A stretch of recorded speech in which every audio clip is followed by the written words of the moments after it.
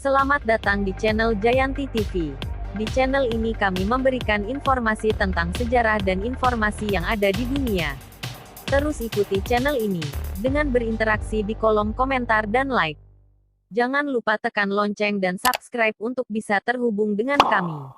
I Gusti Agung Maruti, perebutan kembali kerajaan Gelgel oleh Wari Dalem. I Gusti Agung Maruti adalah seorang Patih Agung di kerajaan Gelgel pada tahun-tahun 1634 sampai tahun 1661 yang akhirnya menjadi seorang Raja Gelgel pada tahun-tahun 1661 sampai tahun 1686 sebagaimana diceritakan Babat Bali, Ki Gusti Agung Maruti yang kemudian bergelar Anglurah Maruti. Dikisahkan pada saat Ida Idewa Anom Pemahyun sebagai raja di kerajaan Gelgel. Saat itu terjadi pergantian pejabat yang besar-besaran. Hal itu menimbulkan ketidakpuasan di lain pihak dan terjadi perebutan kekuasaan oleh Krian I Gusti Agung Maruti.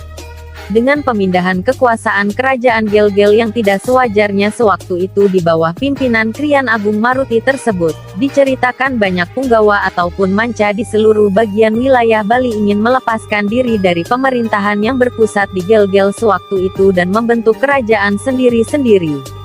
Mengingat keadaan Bali yang dalam bahaya perpecahan pada saat itu akhirnya diadakan pertemuan di Puri Sidemen dipimpin oleh Dewa Agung Jambe, Anglurah Singharsa dan Pedanda Wayan Buruan. Mereka semua sepakat dengan tekad bulat untuk menghancurkan kekuasaan I Gusti Agung Maruti.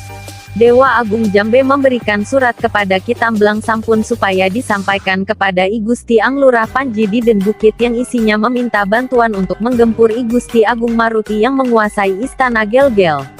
Pasukan Terunagowak pun menyerang kerajaan Gelgel yang dalam riwayat Panji Sakti mengusir I Gusti Agung Maruti sebagaimana diceritakan.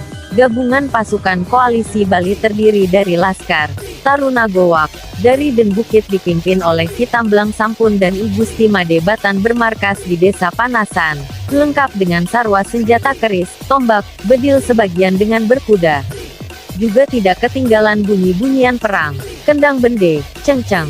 Pada waktu yang sudah ditentukan mereka mulai menyerang istana Gelgel dari arah barat laut.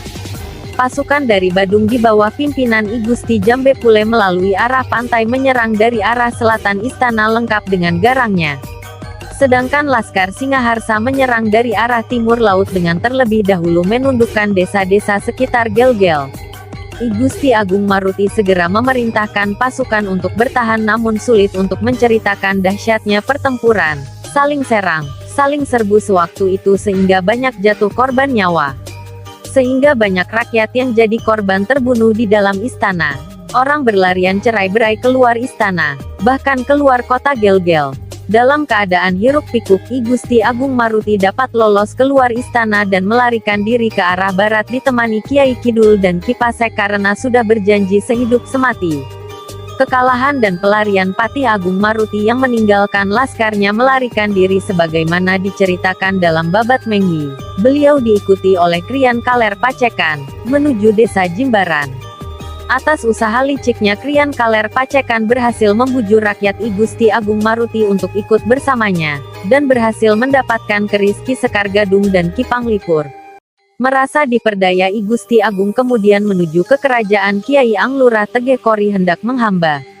Tetapi atas nasihat dari Kiai Tegekori, Krian Agung Maruti menuju menemui Pangeran Kapal di Desa Kapal, bersama 3 orang putera dan puterinya, yaitu Ki Gusti Agung Putu, Ki Gusti Istri Ayu Made, dan I Gusti Agung Anom. Sedangkan Krian Kaler Pacekan tetap di Desa Jimbaran.